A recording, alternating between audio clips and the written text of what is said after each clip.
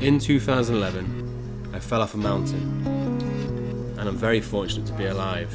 I sustained multiple injuries down one side of my body, and I lay in intensive care.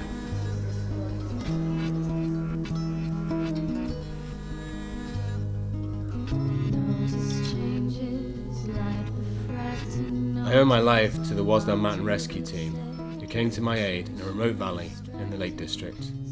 Without them, I feel sure I wouldn't be here today to tell my story.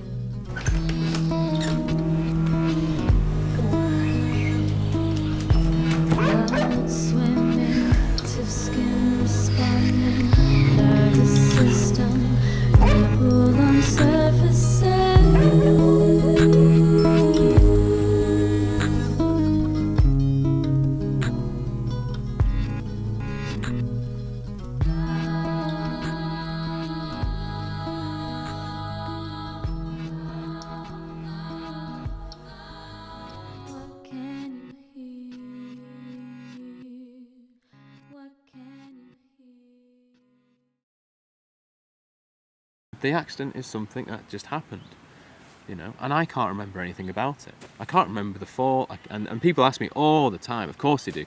It doesn't matter. I couldn't change it, so why live in regret? I'm done with that. It's just a story to me now.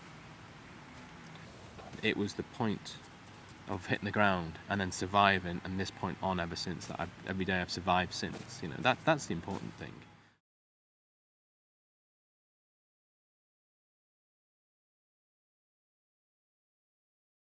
I had a job to do, you know.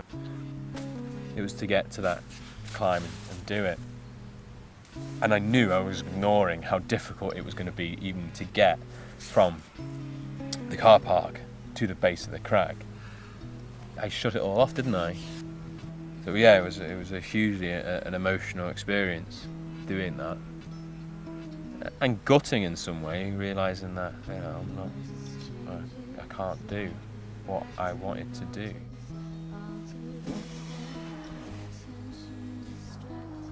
I'm really struggling with the trusting that foot. I don't think it'll be done, Dom. I'm still really pleased that I got up that far, because even getting off the ground was tricky, and at that point I didn't think I could climb any further. I won't really think I've bitten off more than I can chew on this, to be honest. The left-hand side's all right. It still knows how to climb, and it's still relatively strong because it's had to put up with all this. And it's still a climber, but I couldn't trust my hand. I can't throw my hand up too high because it will fall on my head. Want to go down? No, I don't want to go down. I want to go up. Up and up and up. Do I have to go down? Probably. I can't see a way I can bring my foot up higher than my hip in order to get the necessary footholds. I said to you, there's no way I can do this, Dom, and you know, and I was a couple of foot off the ground, which was upsetting enough. But actually, once I'd vocalised that, I'd realised I'd put the limitations on. And then I worked out in my head, and I went, no, I'm still a climber, I can still work this out. Right at the very beginning, I've overcome something that I previously thought was impossible. And that gives me, you know, the fuel. Well done. Yeah. Thanks very much. That is amazing.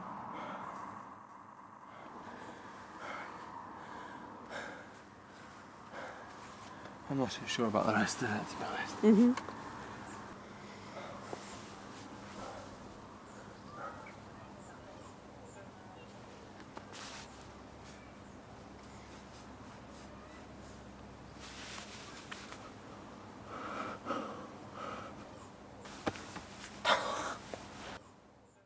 My head knows that what it's been through. It's just not letting the other side remember it. I was at pretty much the peak of my ability at the time. And now I've got to get used to the idea that I'm no longer, I'm not going to say climber, because I am still a climber at heart. And it's just getting used to not being the same climber, not being able to do the same things, but maybe just do different things to get that same enjoyment.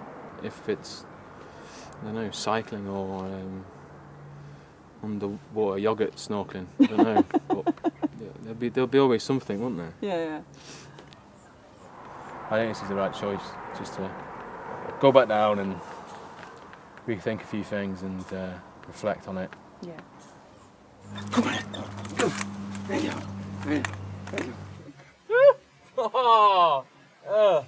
That might have been tongue in mouth. No.